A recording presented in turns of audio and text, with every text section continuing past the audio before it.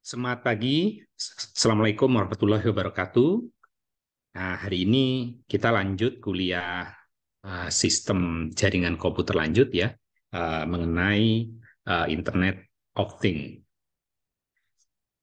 Kali ini kita membahas mengenai sistem IoT dan IoT connectivity ya. Nah, kita coba review dulu mengenai sistem IoT, sistem Internet of Things. Nah, ini seperti di pendahuluan, bahwa Internet of Things dengan mudah lah teman-teman bisa lihat definisinya di Google. Ada banyak jenis definisi, tapi umumnya semuanya mengarah pada adanya thing-nya ya. Jadi apapun itu bisa terkonek ke internet. Umumnya yang terkonek ke internet saat ini adalah human ya. Jadi atau perangkat yang sebetulnya end-nya adalah human. Dia menggunakan device yang dikontrol oleh human, diketik, kemudian dengan suara dan lain-lain. Sehingga komunikasinya itu sebetulnya human menggunakan jaringan internet ke human yang lain. Sehingga cara kita berkomunikasi menggunakan internet adalah dengan cara-cara yang sudah kita kenal selama ini, yaitu menggunakan mungkin email, web, kemudian telepon, gitu ya.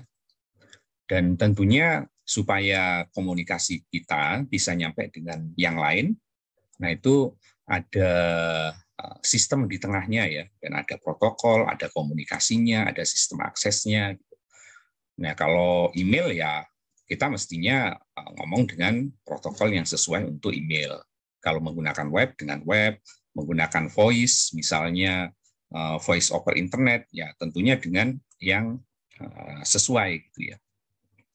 Nah, ketika ini di-extend ke sensor atau devices yang mereka bisa berkomunikasi dengan human, dengan kita, atau mereka bisa berkomunikasi dengan device lainnya, nah tentunya mereka perlu sesuatu yang juga sesuai. Ya kalau mereka bisa email ya tentu akan email, tapi ada beberapa yang mereka nggak perlu email ya, mereka hanya share data kecil, gitu ya. Sehingga cara mereka berkomunikasi dan berkomunikasi dengan siapa ya disesuaikan.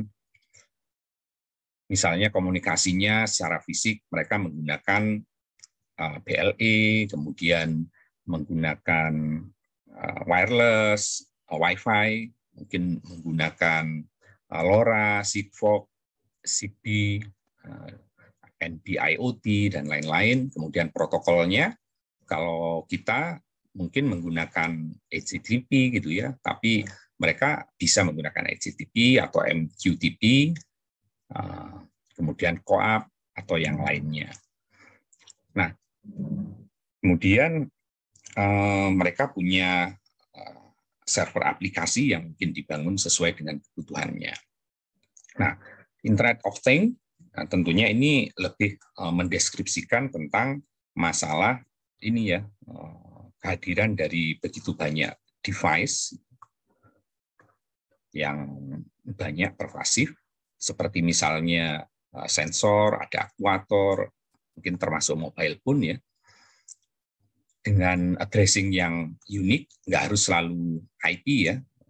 Kadang-kadang sensor sama gateway itu berkomunikasi dengan spesifik ID gitu. Ya mungkin tergantung dari desainernya ya. Kalau LoRa ya dengan sistem LoRa, baru dari gateway ke server itu menggunakan IP. IP-nya bisa IP versi 4 atau versi 6. Tapi kalau kita pun menggunakan IP versi 6, antara sensor dengan gateway juga nggak ada masalah. Unik.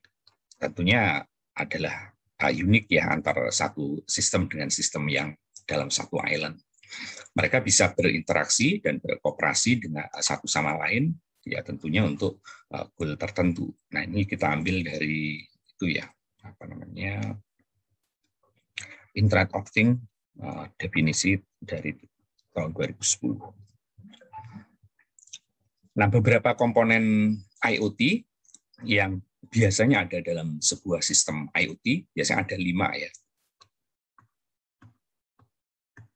Nah, itu adalah yang pertama, devices and sensor, kemudian ada gateway-nya, kemudian ada connectivity-nya, kemudian ada cloud computing dan user interface. Nah, tentunya device dan sensor ini ya sistem thing-nya yang mesti berkomunikasi satu sama lain, termasuk dengan human ya, human-nya mungkin di sini, atau dengan device yang lain. Nah, ini salah satunya mungkin sensornya sensor suhu, humidity, kemudian sensor gerakan, kemudian device-nya dalam satu kesatuan sensornya kan juga harus berkomunikasi ya. Ya kadang-kadang device-nya ini udah termasuk kayak mungkin Raspberry, ESP32, kemudian SoC dan lain-lain. Nah, baru mereka berkomunikasi dengan gateway-nya, tapi kadang-kadang kita mendesain itu satu kesatuan, jadi device, sensor, dan gateway jadi satu. Nah, kemudian kalau terpisah, nah tentunya ini akan berkomunikasi dengan gateway. Mungkin gateway-nya ada banyak sensor atau devices. Dari sini masuklah ke menggunakan connectivity ke server yang mungkin biasanya ada di cloud, dan mereka berkomunikasi dengan usernya. Nah, kalau sistem IoT ada banyak versi ya, ada beberapa versi, mungkin dari yang umum, kemudian dari AWS, kemudian dari Telkom gitu ya, teman-teman. Yang penting ada gambaran idenya bahwa sistem IoT kira-kira seperti itu. Nah, kalau kita lihat misalnya salah satu sistem IoT ekosistem dari QuickSolve. Nah, ini yang umum adalah bahwa kita punya IoT sensor. Ya. IoT sensor kadang-kadang kalau kita bikin satu perangkat tersendiri, itu sebetulnya termasuk gateway-nya kadang-kadang teman-teman itu bikin ya.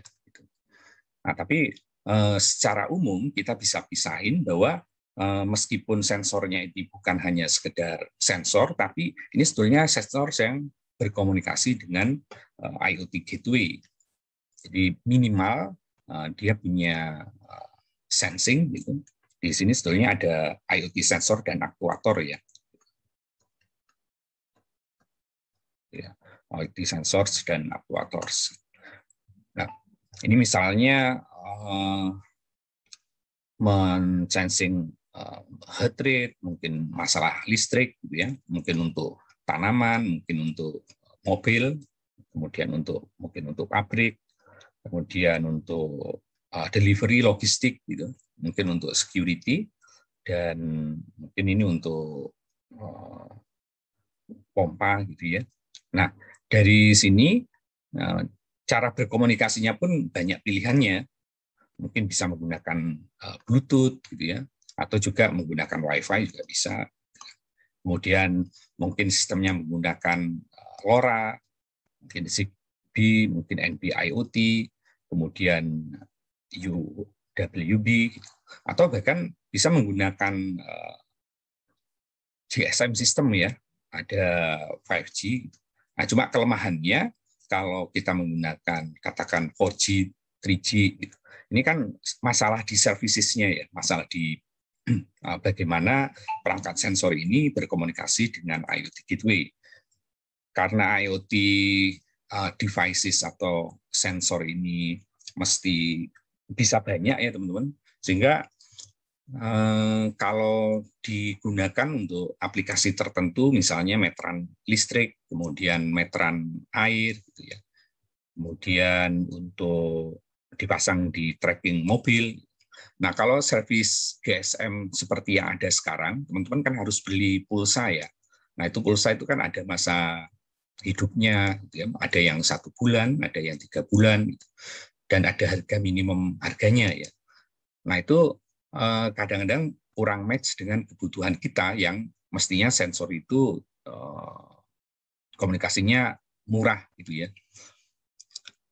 Nah, makanya ada beberapa solusi lainnya. Jadi, padahal kalau dari sisi masifnya, pervasifnya, jaringan GSM itu sudah memenuhi. Tapi untuk servisnya masih kesulitan di masalah skema harganya. Nah, mungkin nanti ketika ada mulai dipasang 5G dan ada servis yang bisa sesuai untuk IoT, maka charge untuk sistem IoT ini bisa tergantung minimum bandwidth-nya mungkin ya. Nah, itu bisa sangat murah, comparable dengan LoRa, kemudian Zigbee atau yang lain. Nah, kemudian dari IoT sensor dan aktuator, nah, kita punya opsi untuk connectivity, baru mereka akan berkomunikasi dengan IoT gateway. Nah, biasanya antara sistem ini dengan connectivity kita yang dipilih sampai gateway, ini nggak harus IP base, tidak harus IP base ya, tidak harus, not always IP base gitu. Ya karena ini sistem kadang-kadang proprietary yang dibangun oleh teman-teman.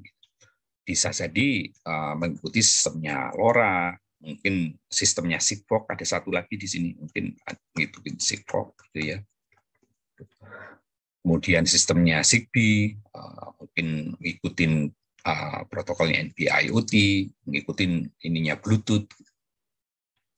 Tapi kalau teman-teman mau based on IP juga tidak ada masalah gitu ya, dari sini ke sini. Nah, berikutnya yang sering dilakukan oleh teman-teman ketika mendesain atau punya gambaran saya mau bikin IoT. Nah, itu seringkali kalau sistemnya nggak banyak ya, apalagi teman-teman hanya untuk bikin skripsi misalnya ya, kemudian bikin tugas atau bikin satu sistem IoT untuk pintu gitu ya.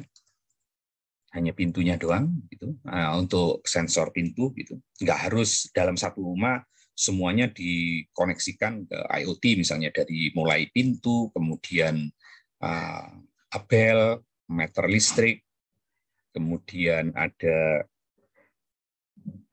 ke AC mungkin ya, kemudian ke kulkas itu kan banyak IoT devices atau IoT sensor dalam area yang berdekatan. Nah, baru itu ada kebutuhan untuk IoT gateway spesifik gitu, karena dalam satu radius tertentu di rumah kita itu ada banyak sensor IoT ini. Nah, itu kan jaraknya dekat sehingga akan lebih efisien kalau ada IoT gateway. Tapi di case-case tertentu, teman-teman ini seringkali butuh desainnya itu yang ini jadi satu kesatuan. Jadi sebagai sensor juga dia sebagai IoT gateway. Jadi misalnya teman-teman beli ESP32 gitu ya, ESP32 gitu. Di situ kan sudah ada sensornya ya. Mungkin default sensornya ada, atau menggunakan perangkat embedded device yang lain gitu. Mungkin Arduino tipe yang lain, kemudian mungkin menggunakan Texas Instrument atau menggunakan Xilinx gitu ya. Dan di situ sudah ada beberapa jenis sensornya atau dipasang sensornya yang embedded kepada sistem gateway-nya. Sehingga urusan antara sensor ke gateway-nya ini udah dalam satu sistem ya, dalam satu sistem board. Nah, urusan yang ininya menjadi tidak ada di connection antara IoT sensor ke gateway. Nah, gateway-nya ini yang langsung berkomunikasi dengan server, udah menggunakan langsung internet ya, langsung menggunakan internet dan seterusnya. Jadi kadang-kadang kalau teman-teman lihat kok ini harus sistem seperti ini, nggak harus juga gitu. Karena dalam sistem yang mungkin didesain untuk tugas-tugas semacam tugas akhir, kemudian tugas-tugas di mata kuliah gitu ya. Nah, ini kadang-kadang untuk simplicity-nya ini jadi satu gitu. Jadi ya balik lagi yang sistem ini itu bisa menjadi sistem embedded satu gitu, atau sistem cyber fisik gitu. Ini jadi satu kesatuan. Bahkan IT sensor, aktuator itu nyambung secara fisikal yang ada di sini. Baik mungkin dengan cabling tertentu itu ya udah terattach di sini. Nah, baru dari IoT gateway pilihannya ya koneksi ke internet langsung ya. Dari sini ini udah IP based biasanya. Nah, biasanya, tapi kalau mau protokol yang lain juga ada masalah. Nah, yang mesti power efisiensi itu ketika kita ngomongin di sini. Ketika kita ngomong di sini, pilihannya yang ada di sini, sehingga seleksi pilihan komunikasinya pun harus memenuhi itu, power efisiensi. Nah, biasanya kalau sudah gateway, nah gateway ini umumnya sudah punya terkoneksi ke power ya, sehingga isu energi efisiensi mungkin nggak terlalu perlu di sini. Tapi ada juga kasus di mana kita bikin satu sistem, ya kan, termasuk yang ininya itu dipasang di hutan, gitu ya. Nah, ini juga perlu masalah energi efisiensi. Contohnya yang tim kami bikin itu untuk mountable devices ya. Nah, ini dipasang di gunung sehingga tetap perlu energi efisiensi juga. Nah, baru dari IoT gateway, nah kita punya konektivitas ke jaringan ya. Ini biasanya udah network, mungkin cara aksesnya adalah menggunakan Wi-Fi, kemudian ada LTE atau GSM yang lain, atau menggunakan sistem Wi-Fi yang lain. Jadi ada, Wi-Fi-nya sudah ditulis di sini. Ada Wi-Fi, mungkin ada sistem 3G, 4G, 5G, atau menggunakan wireless yang lain ya, atau menggunakan nggak harus wireless karena ini udah internet kan. Ini bisa jadi udah mungkin FTTH, kemudian mungkin dengan ADSL dan lain-lain. Baru masuk ke internet,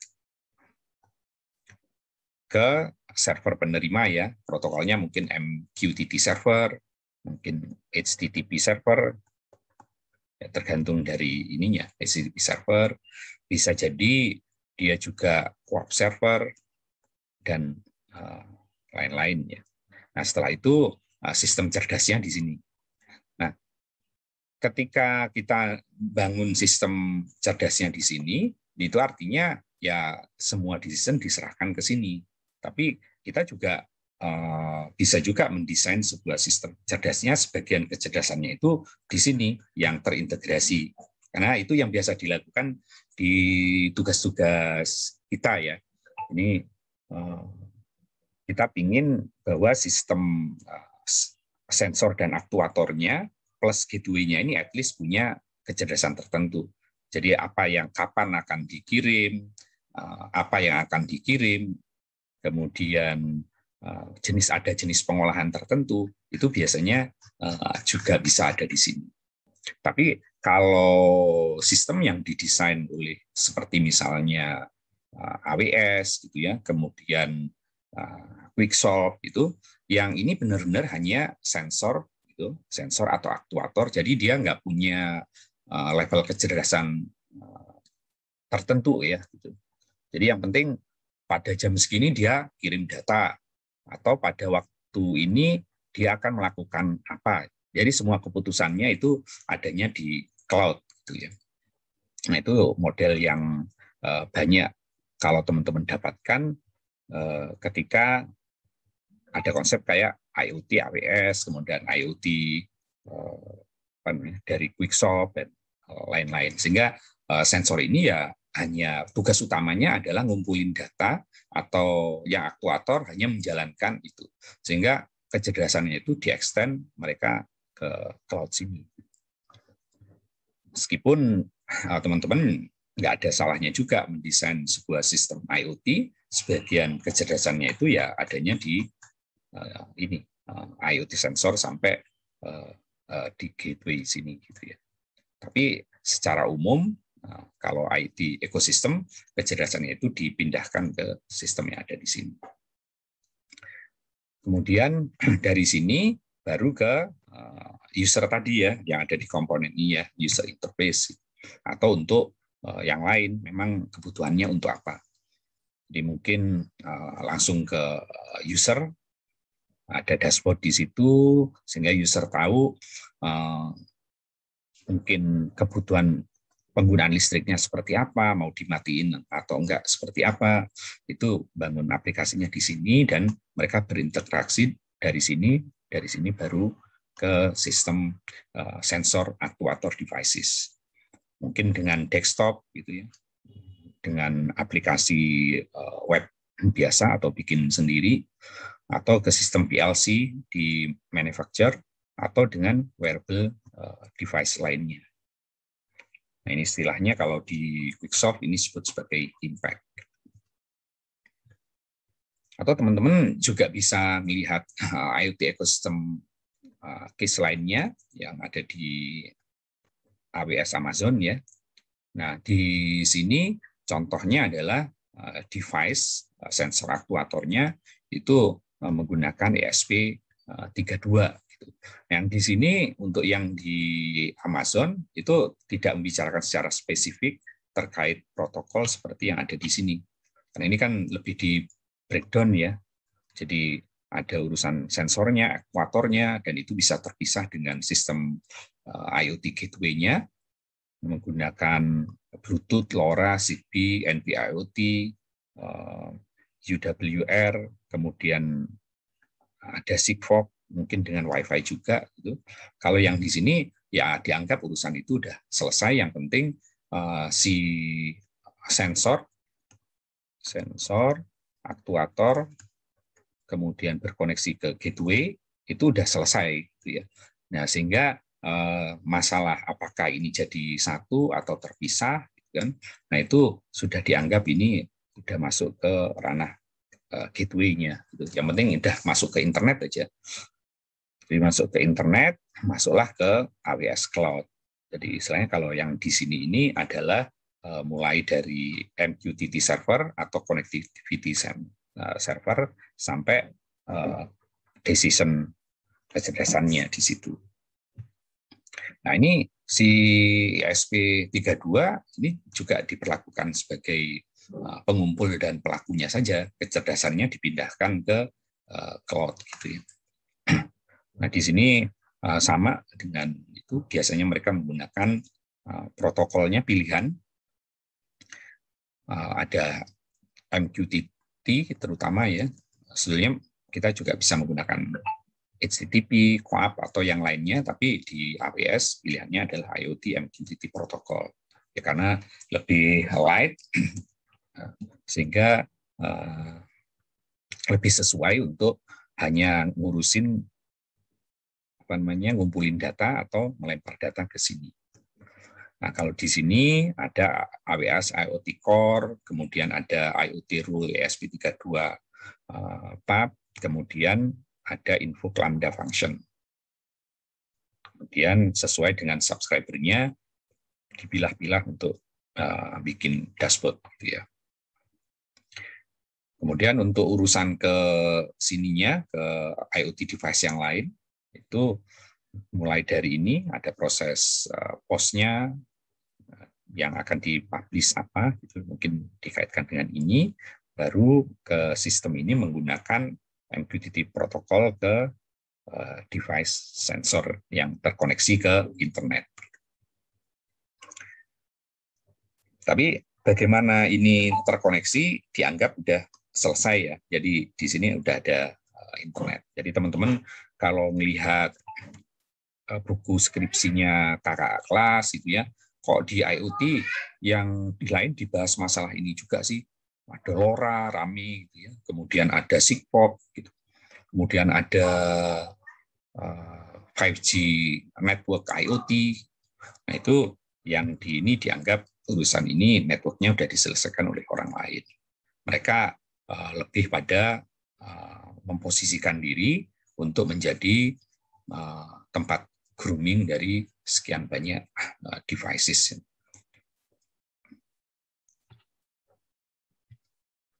Nah, kemudian kalau kita lihat case yang lain untuk IoT system, kita juga bisa menggunakan sistem yang dibangun oleh Telkom ya, oleh Telkom. Dalam hal ini dia punya namanya platform Antares ya, IoT platform Antares. Jadi device-nya ini menggunakan device atau aktuator yang sesuai dengan peruntukannya ya. Mungkin untuk meter listrik, smart meter, kemudian mungkin untuk yang lain ya. Dalam case ini adalah smart meter ya, ada banyak. Nah, setelah itu mereka akan berkomunikasi menggunakan wireless itu. Dalam hal ini bisa dengan jaringan LoRa ya. Mereka membangun ada connectivity LoRa network gitu. Ini berarti jenis jaringan baru ya. Biasanya frekuensinya di 920 MHz-an. Apakah kita perlu membangun ini atau enggak? Ya tergantung kebutuhan. Kalau mau menggunakan LoRa ya berarti kita harus mencari apakah tempat kita tercover oleh jaringan LoRa gitu ya. Nah, kenapa menggunakan LoRa? Ya karena ini casnya murah. Casnya murah, kemudian termasuk hemat energi juga. Gitu. Tapi selama ini ada, ya tentu ini akan jadi pengganti jaringan Wi-Fi kita. Tapi kalau misalnya nanti ini ada 5G gitu ya, bisa jadi di sistem 5G ini sudah punya servis yang mempertimbangkan ini kebutuhan untuk smart meter yang tarifnya bisa sangat murah tergantung berapa paket yang kita kirim. Nah, ini bisa kompetitif bisa. Nah, baru dari sini ada gateway-nya. Dari sini kita sebetulnya ada gateway tertentu gitu ya, yang masuk ke sistem Antares. Nah, teman-teman yang kemarin nyoba Antares, bikin user, nah itu silahkan. Di situ itu bisa dimanfaatkan. Nah, baru dari sini bikin aplikasi ya, dan perangkat mobile teman-teman bisa masuk ke sini.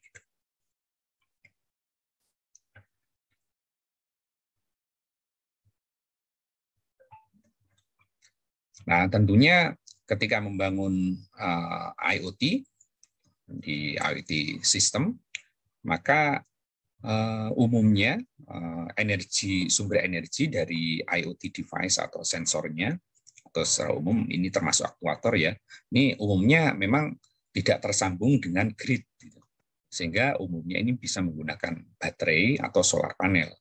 Nah, karena itu maka energi efisiensi di IoT device atau sensor ini menjadi critical aspek, karena kan kita nggak ingin selalu ngecas gitu ya. Ya banyak sistem lah yang mungkin hanya dipakainya hanya sebulan, itu kayak misalnya jam meja itu kan, atau kurang dari itu ya karena dia boros energi. Nah, ini merupakan tantangan tersendiri untuk mengembangkan sistem IoT. Nah, energi efisiensi di IoT device atau sensor itu sendiri bisa kita desain untuk mendapatkan energi efisiensi ini dengan banyak cara ya. Tapi umumnya ya ini dengan mengatur aplikasi data yang akan ditransfer gitu ya ke sistem yang lain, atau memindahkan sistem kecerdasannya itu decision-nya di cloud. Urusan IoT device ini hanya transfer data pada saat tertentu, dia mutusin hanya mau timer keberapa gitu, atau kalau ada event apa baru dia akan ngirim, atau kalau mungkin diminta oleh si server gitu ya. Sehingga yang bisa menentukan energi efisiensinya itu bisa diatur menggunakan aplikasi dan aplikasi itu memanfaatkan interrupt, ya kan? Kemudian memanfaatkan sleep dan wake up, memanfaatkan timer, kemudian aktivitinya juga diseleksi. Cara mereka mengirim, data apa saja yang dikirim, itu termasuk selective activity. Contohnya kenapa untuk IoT device lebih banyak MQTT dibanding kalau protokol yang teman-teman familiar HTTP misalnya. HTTP atau menggunakan FTP gitu ya, atau menggunakan SSH, bisa-bisa aja nggak ada masalah. Tapi ketika menggunakan HTTP ini dikembangkan untuk antar perangkat yang digunakan oleh orang ke server kan. Sementara yang ini didesain untuk device sederhana ke server. Sehingga ini lebih data oriented ya, lebih data oriented. Jadi lebih light gitu. Sehingga karena ini lebih light, cukup hanya header-headernya juga lebih ringkas. Kemudian mungkin nggak perlu window dan seterusnya, nggak perlu windowing gitu. Sehingga ini simple. Nah, karena dia simple, nah tentunya di aplikasi itu menjadi lebih bisa diatur ininya ya, kebutuhan powernya lebih rendah dibanding kalau kita menggunakan HTTP.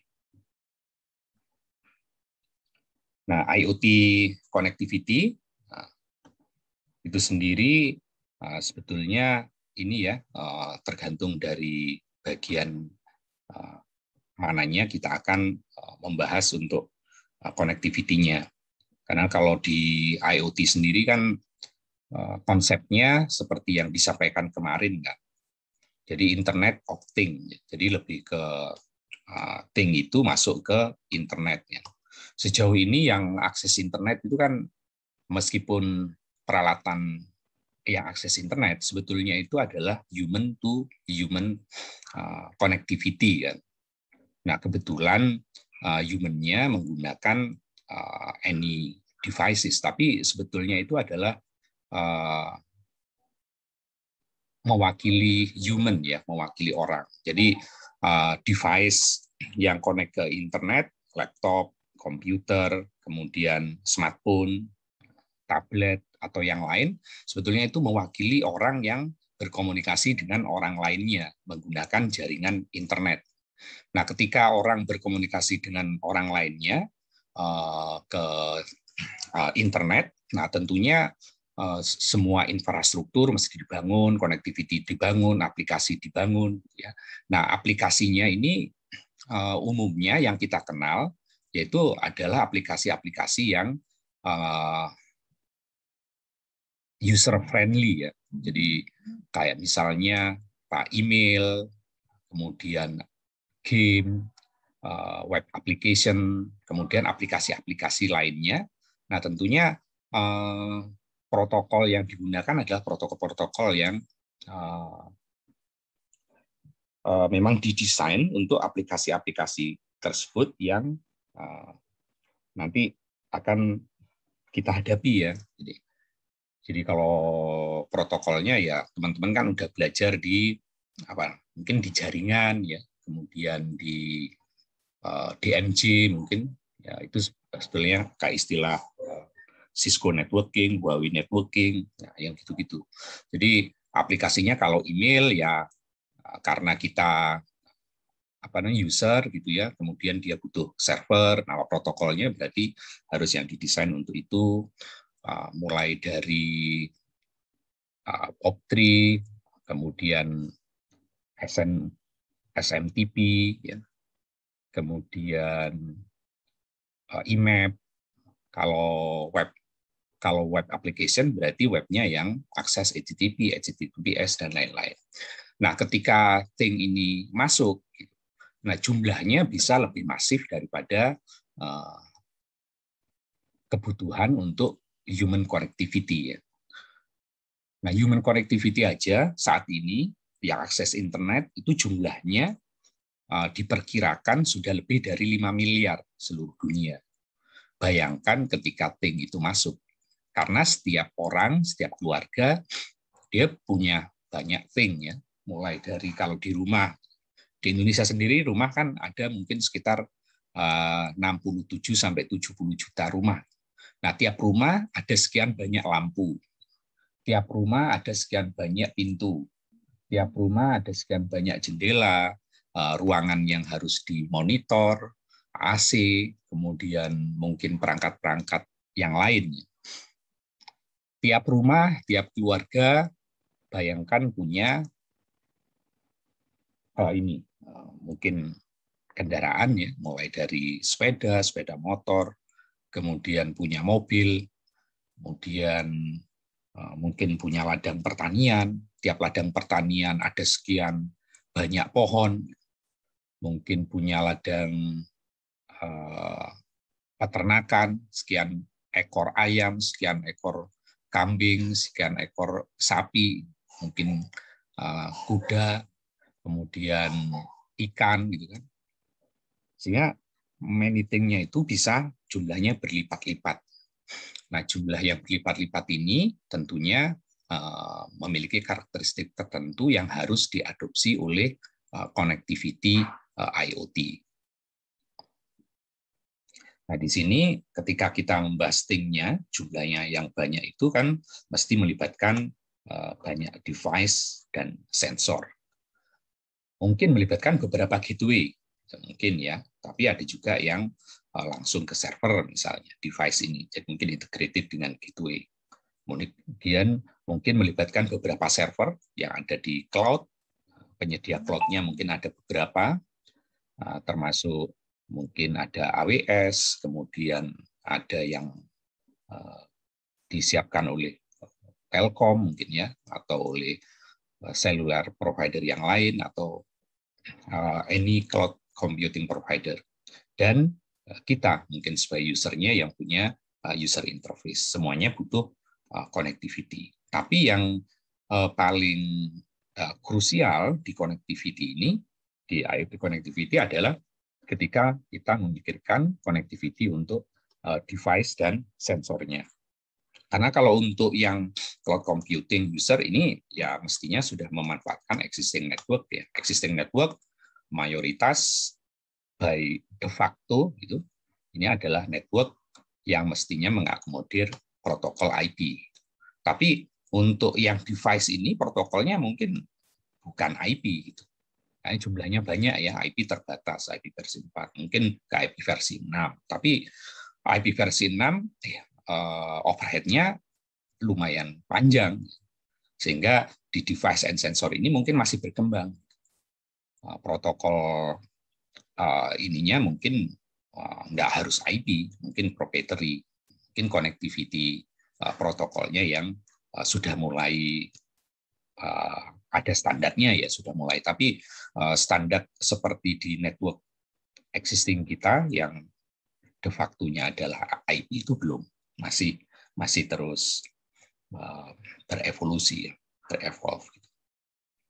Nah, kalau dari gateway-nya, nah ini mungkin masih setengah-setengah ya. Jadi masih ada mungkin protokol-protokol connectivity baru, tapi ini mungkin sebagian besarnya sudah memanfaatkan jaringan existing.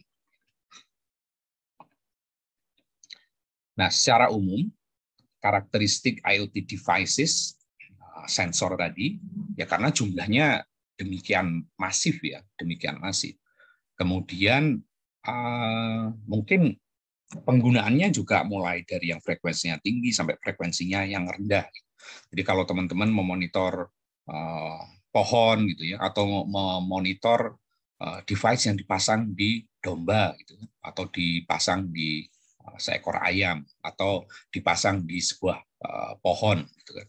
Kemudian dipasang di mana lagi, mungkin lampu gitu ya, dipasang di lampu gitu. Nah, itu kan udah jumlahnya banyak gitu kan. Kemudian value-nya per satuan device-nya itu kan relatif mesti murah kan. Nah, kalau untuk kita, connectivity untuk kita, katakan handphone gitu kan. Nah, kita kan mau membayar pulsa, kemudian ngurus urusan pulsa, itu kan ya masih di angka ARPU, katakan 50.000 gitu kan, atau 70.000, masih oke gitu.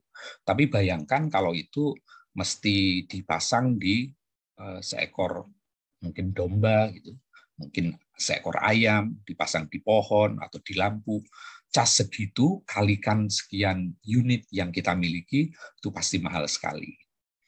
Nah, sehingga mesti didesain secara berbeda dari network existing yang ada saat ini. Kita mungkin akses ke jaringan internet, ya mungkin setidaknya kita itu punya handphone, ya kan? Kita udah anak kuliah lah rata-rata punya satu handphone. Mungkin lebih dari satu handphone. Dan itu akses jaringan mungkin 2G, 3G, 4G, ya. Mungkin ke depan akan ada 5G, atau bisa Wi-Fi, atau jaringan yang ada di rumah, yang di rumah itu pakai FTTH, dan lain-lain.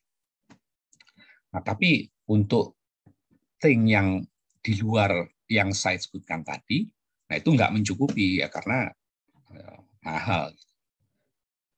Tim riset kami itu punya paten, ya. Paten itu terkait dengan IoT.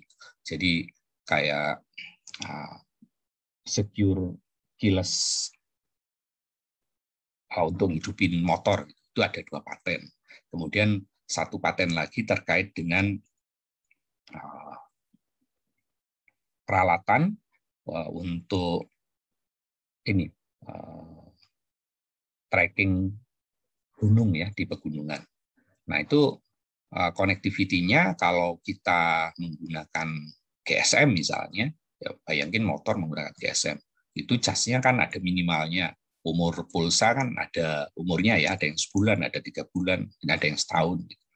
Nah, itu bisa, tapi casnya bakal mahal di situ. Atau kalau untuk pulsa listrik, gitu, ya. Nah, itu bayangin device ini kita pasang di meteran listrik, gitu, menggunakan GSM yang secara connectivity bisa, cuma kita ngurusin urusan pulsanya, masang SIM card di situ, kemudian casnya tiap bulan harus kita beliin pulsa minimal 25.000, kan bisa mahal sekali. Sementara bayar pulsanya mungkin ada yang hanya 200.000, mungkin ada yang 1 juta sih oke, ya. Tapi yang di 200.000 kena cas urusan pulsa 25.000 kan terasa. Nah, ini karakteristik umumnya akhirnya, ya, ini mesti ada jaringan yang memang didesain khusus untuk IoT. Dan karena IoT udah masih berkembang, ya pilihannya itu jadi banyak, gitu. Ya belum mengerucut seperti teknologi yang untuk human, ya.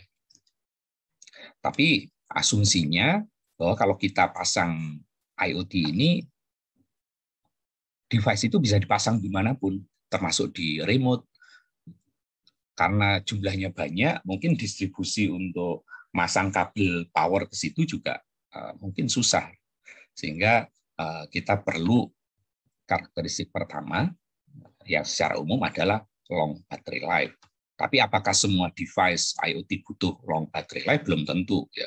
Ya kalau perangkat IoT-nya dipasang di rumah, misalnya untuk memonitor pintu, gitu kan, ya nggak harus long battery life, karena bisa jadi di device itu masih bisa kita koneksikan ke grid PLN yang ada di situ. Atau untuk monitor lampu, gitu, ya. Nah, lampunya sendiri kan bisa kita ambilin energi dari PLN. Jadi mungkin di situ nggak perlu long baterai. Tapi ini secara umum, ya, karena device ini bisa ditempatkan dimanapun, gitu, yang mungkin jauh dari jangkauan listrik, sehingga kita butuh, ya, ini long battery life. Butuh low cost, ya, karena jumlahnya banyak, masif, kan. Ya kalau mahal gimana kita bisa memonitor thing tersebut. Maka ini butuh low cost. Kemudian mesti bisa mensupport high volume of devices. Low cost, nah berarti kan charging dari sistem connectivity ini, yang nggak boros di energi, ya kan. Berarti kita harus mendesain protokol connectivity-nya yang kira-kira mesti consider pada ini umur baterai yang panjang. Kemudian yang charging-nya itu low cost. Ya GSM sih bisa, ya cuma tadi karena ini kan udah memang didesain sedemikian rupa sehingga mereka ada investasi minimum per connectivity, ya. Bayangin kayak MPLS, teman-teman, kenapa sih MPLS kok bagus tapi relatif mahal ya, itu hanya untuk corporate. Ya karena setiap network MPLS itu dia itu kayak virtual router. Jadi ada aset minimum yang mesti diinvestasikan oleh operator supaya kliennya yang rata-rata corporate itu bisa membentuk VPN corporate di situ. Nah itu nggak murah. Jadi nggak semua router itu, katakan si Telkom, kemudian Indosat, Excel, dia kan harus invest namanya MPLS Suite ya. Nah, MPLS Suite itu kalau kita invest kelas router yang 7.200, katakan Cisco atau Huawei yang sekelas itu, dia itu punya maksimum virtual router sekian. Supaya dia banyak ya dia butuh yang lebih gede gitu. Nah, di situ yang bikin mahal jaringan. Maka kalau kita bikin kayak jaringannya ya udah bawaan yang sekarang gitu ya, LTE, 3G gitu. Nah, ketika kita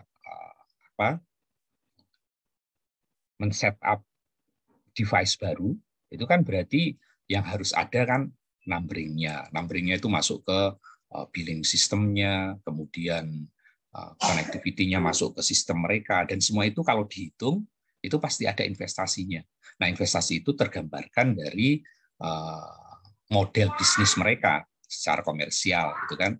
Sehingga kalau jualan pulsa untuk nomor, pasti ada harga nomornya, kemudian pulsanya dibikin mungkin tiap bulan, atau umurnya tiap 3 bulan, ya supaya untuk menutup semua itu, selain keuntungan ya.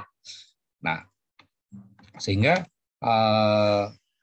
slow cost-nya GSM pasti ada angkanya. Jadi mungkin pulsanya minimal 10.000 gitu kan, atau 25.000, dan umurnya dibikin tiap bulan misalnya. Nah, kalau itu masuk ke rencana kita ya masih oke. Tapi ada beberapa hal yang tadi yang nggak mungkin masuk. Ya kayak monitor pohon, monitor domba, kan? Ya kena cas 20.000 per bulan, kita harus ngurusin chargingnya, itu pasti pusing. Sehingga mungkin diperlukan connectivity yang baru yang lebih low cost di sini. Kemudian karena jumlah device-nya banyak, kan, berarti akan banyak device yang harus bisa masuk ke situ. Tadi yang saya masukkan di MPLS misalnya. Apakah itu nggak bisa device yang banyak? Bisa. Gitu. Tapi kalau bisa support banyak entity, dia butuh banyak resource. Nah, sehingga dia mungkin jatuhnya mahal. Nah, yang di sini banyak device dengan low cost, ya. Kemudian dia nggak terlalu banyak mengambil energi. Nah, mungkin kita perlu connectivity yang bisa mensupport ini. Kemudian device-device IoT mungkin ada di ruang-ruangan tertutup ya. Kita memonitor mesin kulkas, kemudian kita memonitor mesin cuci mungkin. Sehingga kalau dari gateway ingin langsung masuk ke sini, tentunya kita butuh coverage enhancement, enhanced coverage. Jadi gimana caranya si connectivity ini didesain supaya dia bisa memiliki penetrasi yang lebih bagus. Nah, kemudian meskipun jumlah device yang masuk ke IoT bakal banyak, tapi kan baru bakal kan, baru akan. Kenyataannya masih sedikit. Sehingga densitas device yang bisa dimonitor mungkin masih jarang, dan sebarannya jauh. Memang potensinya bakal banyak, tapi itu bakalnya kan belum ada orang yang tahu kapan akan semasif seperti orang menggunakan jaringan seluler. Jumlahnya udah jelas 5 miliar. Ting itu bakal banyak, tapi itu masih bakal. Bakal itu masih proses ya. Sehingga mesti dipikirkan oleh si desainer connectivity ini supaya kalau dia mendesain di sini, ketika case-nya masih jarang, itu masih menguntungkan. Sehingga dibutuhkan long range biasanya. Nah, untuk IoT connectivity-nya sendiri, ini kan ada di sini ya, bagian device dan sensor. Ya. Device dan sensor, nah itu ini pilihan ya, ini pilihan. Nah tentunya ini bukan exhaustive list ya, mungkin ada ITC yang lain karena akan berkembang. Nah yang di grup kami sudah lakukan itu ini supportnya biasanya Bluetooth. Bluetooth pun yang low energy. Kemudian kita pernah menggunakan ini ya LoRa biasanya. Atau case-case tertentu ya Wi-Fi ya karena kan kita nggak butuh powernya yang sampai sebulan atau sampai 2 bulan. Nah kalau powernya masih hanya sehari 2 hari, Wi-Fi sih masih mencukupi. Makanya kadang-kadang kita menggunakan Wi-Fi juga. Nah di IoT device connectivity, nah ini pilihannya ya, ada mungkin Bluetooth. Bluetooth-nya ada banyak rilis ya, termasuk yang terakhir itu BLE ya, Bluetooth Low Energy. Nah teman-teman kalau mau desain device yang masuk ke jaringan internet menjadi IoT, nah itu biasanya kita cari yang Bluetooth, ada Bluetooth low energinya. Kemudian yang kedua mungkin LoRa ya. Di LoRa itu frekuensinya tertentu, beda-beda tiap di dunia mungkin, tapi secara umum ini frekuensinya 920 MHz. Carrier-nya ya. Kemudian ada Sigfox, Sigfox juga di sekitar sini 920 MHz. Kemudian ada Zigbee. Nah, ada Zigbee, LoRa, Sigfox sama Bluetooth ini yang mulai banyak ya. Ini termasuk yang awal-awal untuk jaringan connectivity IoT-nya. Sigfox ini desain bisnisnya berbeda dengan LoRa ya. Kalau Sigfox itu jaringan yang dibangun oleh Sigfox ya. Jadi begitu beli device yang ada Sigfox-nya berarti connectivity-nya oleh itu jaringan Sigfox. Kalau LoRa lebih open. Nah, kemudian ada yang cellular based IoT connectivity ya, yang seluler.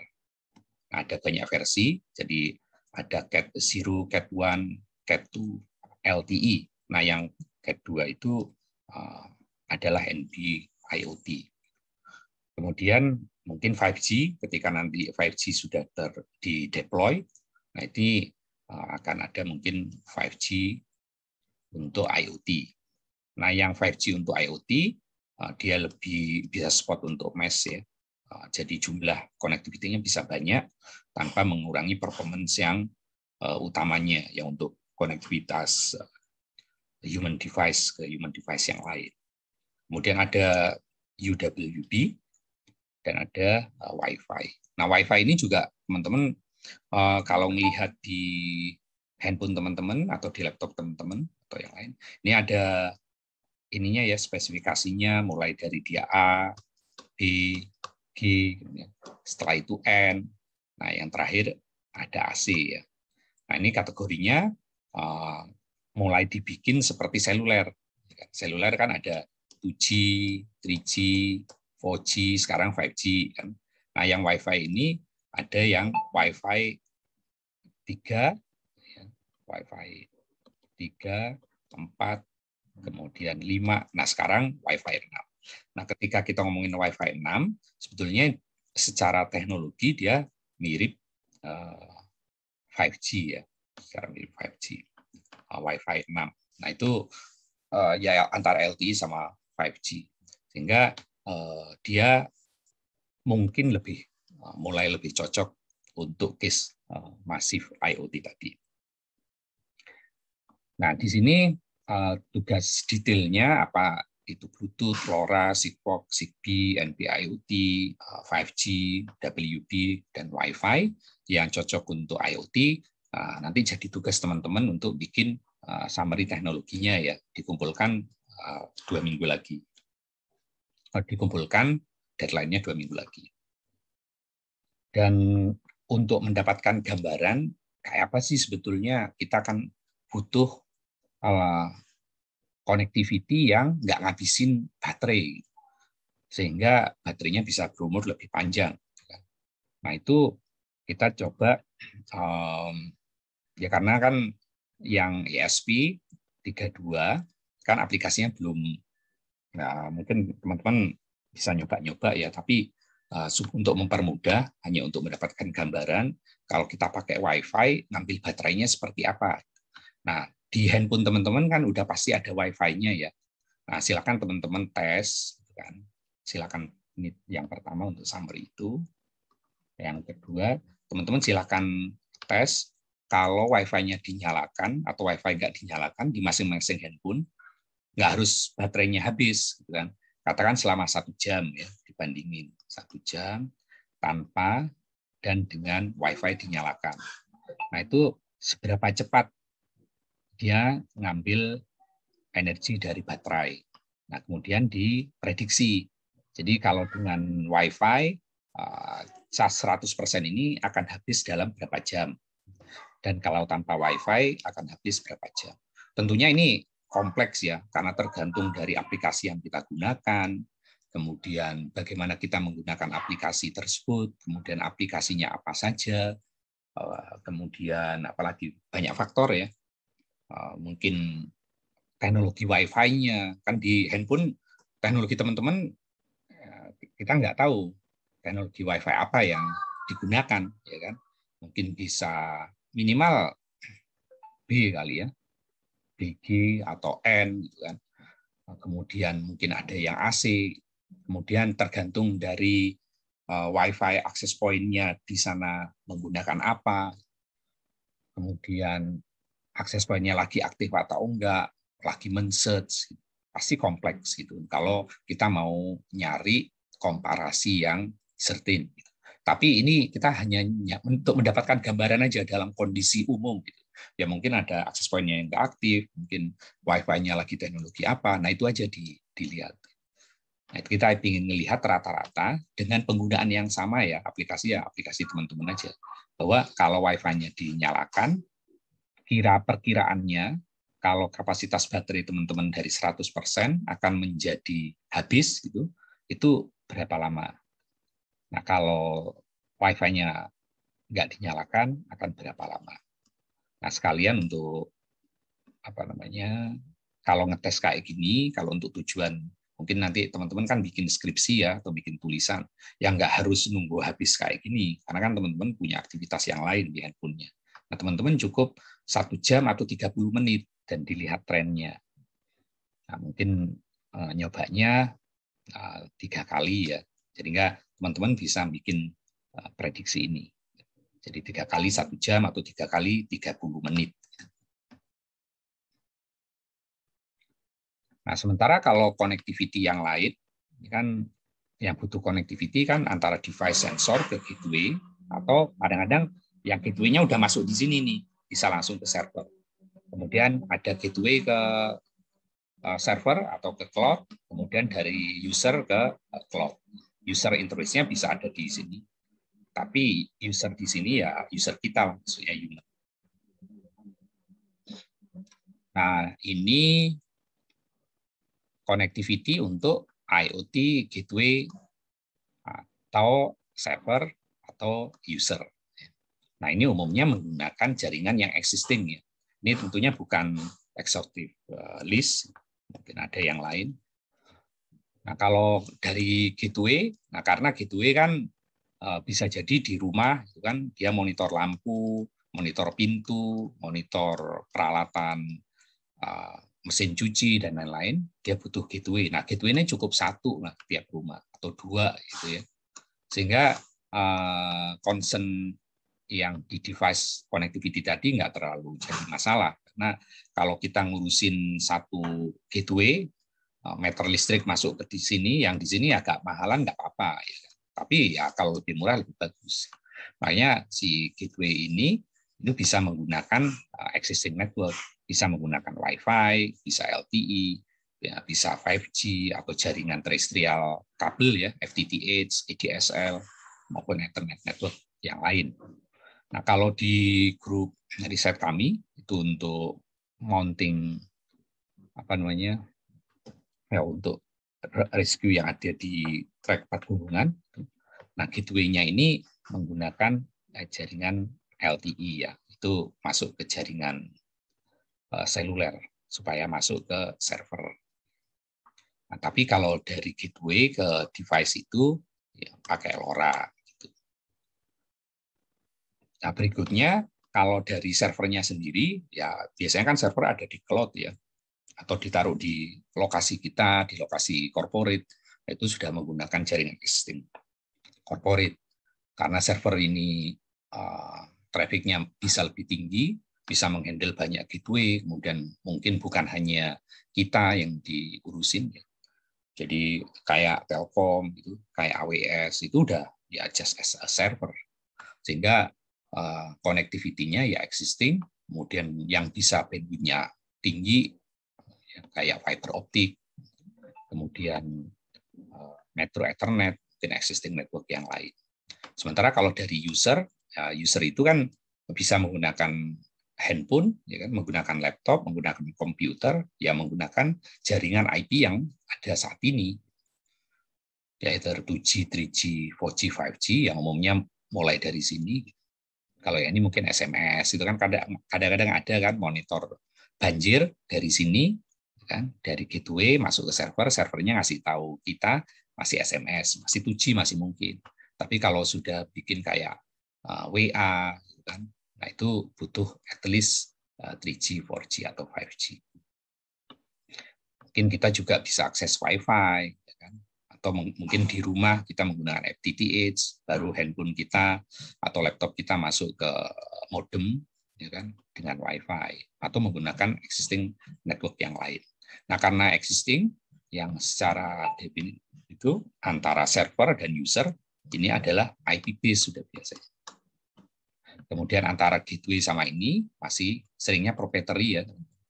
Jadi Bluetooth, kemudian LoRa, Sigfox, Zigbee, ini proprietary ya, karena kan harus sesimpel mungkin ya, sesimpel mungkin, addressing-nya juga sesimpel mungkin. Ya, paling dari device ke sensor ke gateway ya proprietary. Meskipun ada juga yang desain menggunakan IP versi 6. Kemudian dari gateway ke server, ini umumnya sudah IP, tapi nggak harus. Ya.